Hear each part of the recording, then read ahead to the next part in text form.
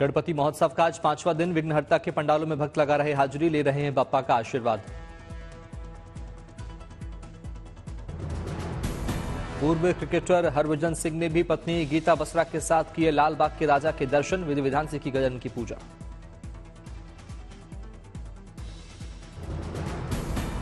लाल बाग के राजा के दरबार में एमएनएस चीफ राज ठाकरे ने भी लगाई हाजिरी, दर्शन पूजन कर लिया आशीर्वाद।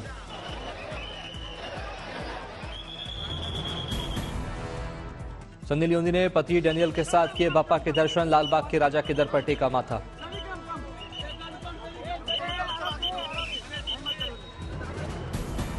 पुणे में श्रीमंत भाऊ साहेब के दरबार में पहुंचे केंद्रीय मंत्री रामदास आठवले, विघ्नहर्ता के चरणों में टेका मत्था।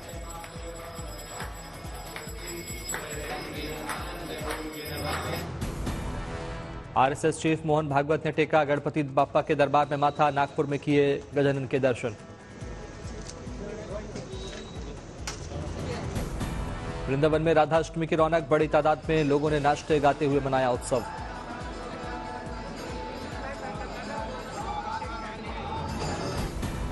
मंदिरों को दुल्हन की तरह सजाया गया, किया गया श्रृंगार, भक्तिमय भजन कीर्तन का भी हुआ आयोजन।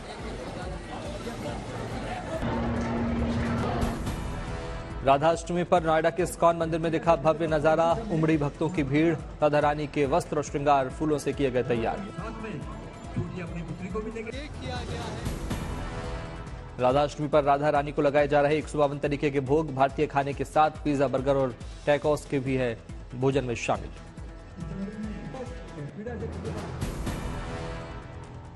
ब्रिजनगर मथुरा में राधाष्टमी की रौनक, मंदिरों में लगा आस्था का मेला। राधा के जन्मोत्सव के साक्षी बने श्रद्धालु नाचते गाते नजर आए।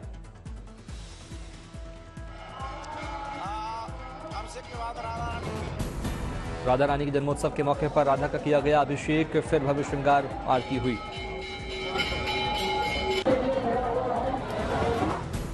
राधा रानी को पहनाए गए पीले रंग के वस्त्र, सोने के झूले में विराज कर माता राधा रानी ने भक्तों को दिए दर्शन।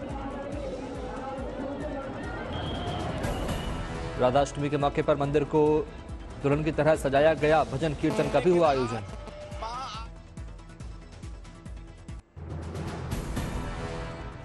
दिल्ली में बॉर्डर एरिया डेवलपमेंट कॉन्क्लेव का आयोजन, रक्षा मंत्री राजनाथ सिंह ने कॉन्क्लेव को किया संबोधित। रक्षा मंत्री ने कहा, सीमावर्ती इलाकों में सड़कों और पुलों के जाल बिछाकर हमने सेंसिटिव रीजन्स में शीघ्रता के साथ मिलिट्री डिप्लॉयमेंट्स को सुनिश्चित किया। यदि मैं इंफ्रास्ट्रक्चर डेवलपमेंट की बात करूं तो आप सबको यह सुनकर सुखद आश्चर्य होगा कि पिछले 10 वर्षों में बॉर्डर रोड ऑर्गेनाइजेशन द्वारा बॉर्डर रीजन्स में हमने 8,500 किलोमीटर से अधिक रोड्स का निर्माण करने में काम। बॉर्डर एरिया डेवलपमेंट कॉन्क्लेव को सेना प्रमुख उपेंद्र द्विवेदी ने भी किया संबोधित, बॉर्डर इलाकों में विकास का किया जिक्र। पीएम मोदी के जन्मदिन पर अजमेर में ख्वाजा गरीब नवाज दरगाह पर लंगर का किया जाएगा आयोजन। 7 सितंबर को है पीएम मोदी का बर्थडे।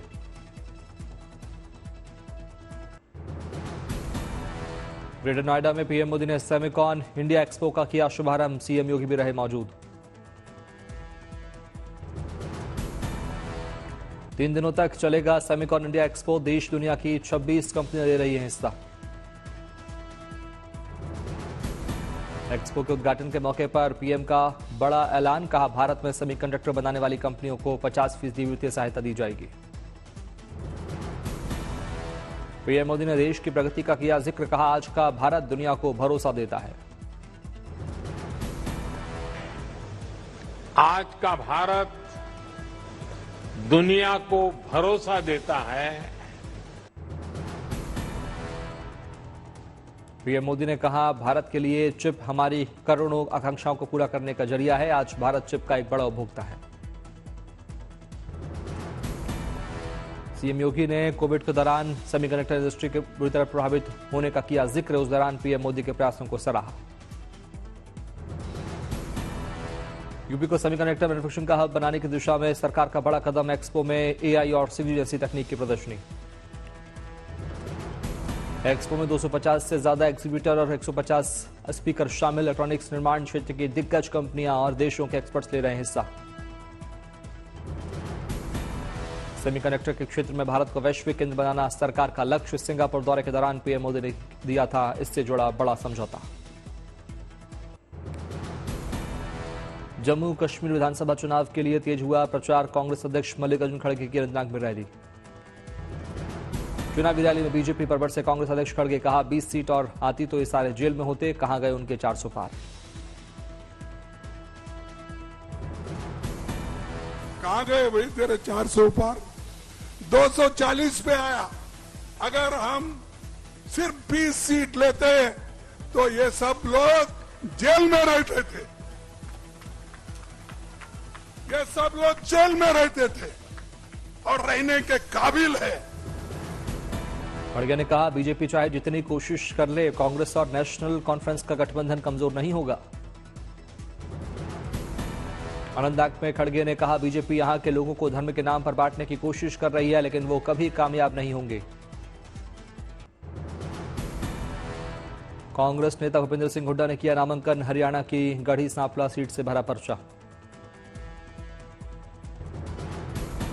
भूपेंद्र हुड्डा ने नामांकन से पहले की पूजा पाठ। परिवार के साथ हवन पूजन के बाद नामांकन के लिए निकले हुड्डा। नामांकन के बाद हुड्डा ने गढ़ी सांपला में की रैली। हरियाणा में बेरोजगारी और कानून व्यवस्था को बताया सबसे बड़ा मुद्दा।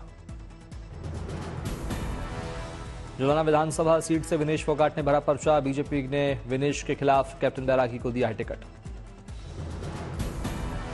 नामांकन से पहले विनेश फोगाट ने किया रोड शो। जुलाना है विनेश की ससुराल। इस सीट पर कांग्रेस को पिछले 15 सालों से है जीत का इंतजार। हरियाणा चुनाव के लिए आम आदमी पार्टी ने जारी की चौथी लिस्ट। 21 उम्मीदवारों के नाम का किया ऐलान। अंबाला छावनी से राजकौर गेल आम आदमी पार्टी उम्मीदवार। यमुनानगर से दलित त्यागी सोनीपत से देवेंद्र गौतम को मिला टिकट। गुड़गांव से निशांत आनंद आम आदमी पार्टी के उम्मीदवार। हिसार से संजय सत्रोदिया को टिकट। दिल्ली के सीएम अरविंद केजरीवाल को राहत नहीं। आबकारी नीति से जुड़े सीबीआई मामले में राउज एवेन्यू कोर्ट ने 25 नवंबर तक बढ़ाई न्यायिक हिरासत। पश्चिम बंगाल में सीएम ममता बनर्जी से बातचीत को तैयार हुए प्रदर्शनकारी डॉक्टर्स। मुख्यमंत्री ऑफिस को भेजा ईमेल। चीन के मुद्दे पर अमेरिका में राहुल गांधी ने केंद्र सरकार पर साधा निशाना। कहा चीन ने लद्दाख में दिल्ली जितनी जमीन कब्जाई, मोदी चीन को नहीं संभाल पा रहे। वाशिंगटन डीसी में राहुल गांधी ने केंद्र सरकार पर किया वार। कहा भारत में लोकतंत्र को किया जा रहा कमजोर। 2014 के चुनाव के बाद देश में बदले हालात।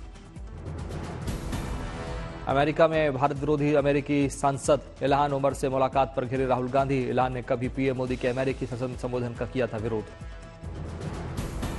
अमेरिका में दिए आरक्षण वाले बयान पर राहुल गांधी की सफाई। कहा मैं आरक्षण के खिलाफ नहीं।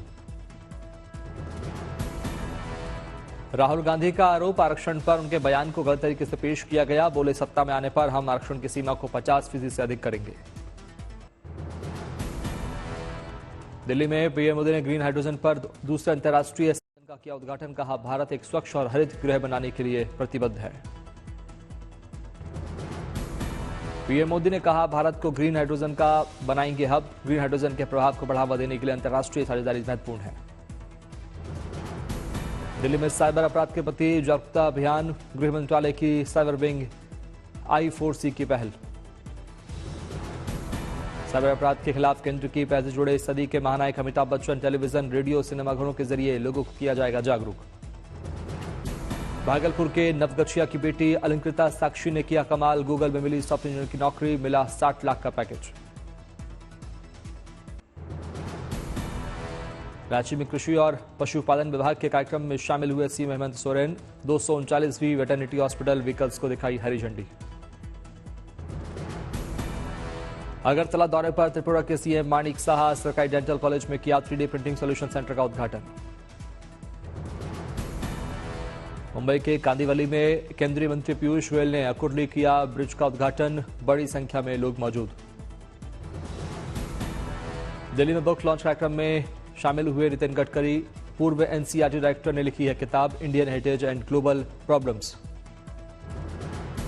मध्य प्रदेश के सिवनी में चाइल्ड स्पेशलिस्ट डॉक्टर ने शुरू किया अनोखा अभियान। सीटी बजाओ नशा भगाओ। महिलाओं को सीटी देकर बोल रहे शराबी उत्पाद मचाए तो सीटी बजाओ। दिल्ली एनसीआर में फिर बदला मौसम का मिजाज। मौसम विभाग ने जारी किया येलो अलर्ट। 3 दिन राजधानी समेत आसपास के इलाकों में भारी बारिश की संभावना। दिल्ली एनसीआर में मौसम हुआ सुहावना। कई इलाकों में हुई बारिश। दिल्ली के आरके पुरम में हुई बारिश। तापमान में आई गिरावट। दिल्ली के द्वारका में भी हुई बारिश। लोगों को गर्मी से मिली राहत। दिल्ली के सराय काले खां में हल्की बारिश। लोगों के लिए बनी मुसीबत। वाहनों की लगी लंबी कतार। उत्तराखंड में भारी बारिश को लेकर अलर्ट जारी। नैनीताल, चंपावत, बागेश्वर, उधम सिंह नगर और चमोली जिले में 13 सितंबर तक भारी बारिश का अलर्ट। महाराष्ट्र के गोंदिया में अब बारिश बनी आफत। लगातार बारिश के चलते शहर में बाढ़ जैसे हालात। घरों में घुसा बारिश का पानी। गुजरात के मेहसाणा में हुई भारी बारिश। शहर के कई इलाकों में जलजमाव से लोग हुए परेशान। एमपी के खरगोन में लगातार बारिश से पुल बहा। नदी नाले उफान पर, कई रास्ते बंद। खरगोन में मूसलाधार बारिश से बांध हुआ ओवरफ्लो। आसपास के गांवों में अलर्ट।